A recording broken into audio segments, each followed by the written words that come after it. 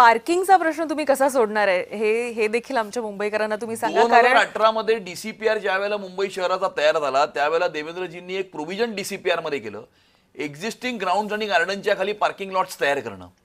त्या दृष्टिकोनातनं parking lots Mumbai शहरामध्ये तयार झाले पाहिजेत. परंतु 1995 ते 2018 या कालावधीमध्ये अशा प्रकारचा विचार का नाही कोणी केला की मुंबईत पार्किंगची समस्या येईल, पार्किंग लॉट्स तयार करणं. त्यामुळे कुठेतरी लॅक ऑफ विजन होती, लॅक ऑफ इंटेंट होती. आणि लॅक ऑफ विजन आणि लॅक ऑफ इंटेंटमुळे ह्या सगळ्या गोष्टी घडत गेल्या. परंतु मला असं वाटतं की या मुंबई शहराचा क्रांतिकारक अशा प्रकारचा विकास करणं हे देवेंद्रजींच्या नशिबात लिहिलं होतं. आणि त्यामुळे आपल्याला 2014ची वाट पाहावी लागली. देर आहे दुरस्त आहे.